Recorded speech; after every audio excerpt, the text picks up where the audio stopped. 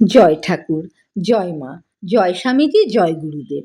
তোমাদের চরণে আমার শতকোটি প্রণাম এবং বিশ্বের সকল ভাই বোনেদের আমার শ্রদ্ধা ভক্তি আর প্রাণ ভরা ভালোবাসা। আশা করি তোমরা সকলে ভালো আছো, আমিও ভালো আছি। আজ সকাল সকাল আশ্রমে চলে আসলাম। আশ্রমে আজ দীক্ষা হবে। আশ্রমে আসতে এতই ভালো লাগে। চলো সবাই ঠাকুরের দর্শন করো, মহারাজ পুজো করছেন।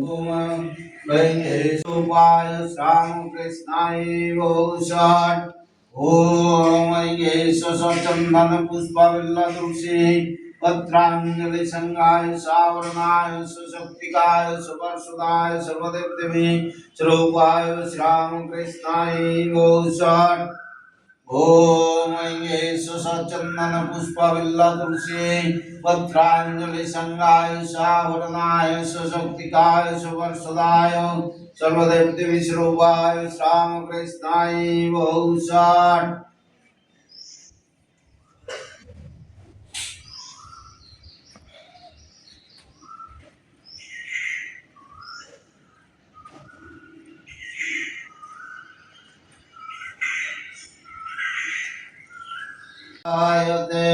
मधुचरन्ति सिन्धवः मद्भिर्न सन्तोषधे मधुमक्तमुतस्य मधुमत्परतिवं रजः मधुधरस्तु न पिता मधुमन्नवनस्पतिर्मधुमं अस्तु सूर्यः मद्भिर्गावो भवन्तु न ॐ मधु ॐ मधु ॐ मधु ओम पायन्तमङ्गानि वक्रणश्चक्षुषक्रमाथं परमिन्द्रान्धि च समस्त भामिराकरणं मयस्त तदात्मनि निरतेयः उपनिषदेष्वं धर्मस्ते मयि शान्तम् हे मयि शान्तम् ॐ शान्ति शान्ति शान्ति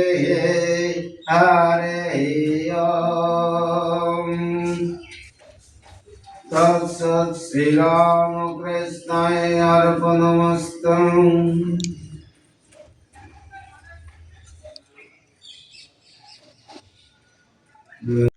ঠাকুরকে আজকে অদ্ভুত সুন্দর লাগছে দেখতে। আচ্ছা, জপ মানে কি? ঈশ্বরের কোনো বিশেষ মূর্তি, যিনি আমার ইষ্ট দেবতা, তার নাম বা মন্ত্র পুনঃ পুনঃ আবৃত্তি করার নামই জপ। মন্ত্র মানে কি? যা আমাদের মনকে বাইরের জগৎ থেকে টেনে এনে ভগবত পাদপদ্মে ধরে রাখে।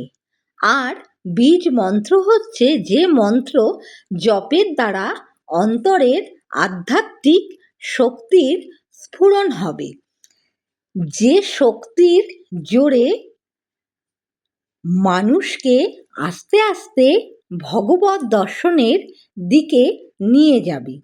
সেই জন্য জপ করাটাই হচ্ছে মুখ্য জিনিস। জপের ভিতরে যে বীজ মন্ত্র, তার মধ্যে তোমার সমস্ত আধ্যাত্মিক শক্তি আছে। জপ না করলে সেই শক্তির স্ফুরণ হয় না বা হবেও না। সেই জন্য শুধু 108 বার জপ করলেই কি করে এইগুলো যাবে? বেশি জপ করতে হবে। কিন্তু অনেকেরই হয়তো সংসারের নানা কাজের জন্য বেশি সময় থাকে না। তাদের জন্য বলা হয়েছে সবসময় তোমরা মনে মনে জপ করো। তোমাদের কাজকর্মের ভিতরে মনে মনে জপ করো। আমাদের সংসারের কাজকর্মের সঙ্গে সঙ্গে ভগবানের নাম নিতে হবে। এটা যদি করতে পারো তবে কম সময়ের জন্য জপ করলেও পূরণ হয়ে যাবে। দীক্ষা নিয়ে 108 বার জপ করব তার জন্য দীক্ষা নয়। তোমাদের জপ করতে হবে সব সময়। সংসারে 3টে জিনিস দুর্লভ। সেই 3টা জিনিস হচ্ছে মনুষ্য জন্ম, ভগবান লাভ করার ইচ্ছা আর মহাপুরুষের সঙ্গ। আমাদের সকলেরই মনুষ্য জন্ম তো হয়েছেই। আশা করি আমাদের সকলেরই ভগবান লাভ করার ইচ্ছাও আছে। যারা মহাপুরুষের সংস্পর্শে আসতে পারেননি তারা কথামৃত পড়লে ঠিক সেই মহাপুরুষের সঙ্গ, সাধুসঙ্গ পাবেন। যদি ধীরভাবে কেউ কথামৃত পড়ে কোনো একটা দিনের ঘটনাকে ধ্যান করে তবে সে ঠিক দক্ষিণেশ্বরে চলে যাবে, ঠাকুরের ঘরে। আর ধ্যানে বসে সে ঠাকুরেরই কথাই শুনবে।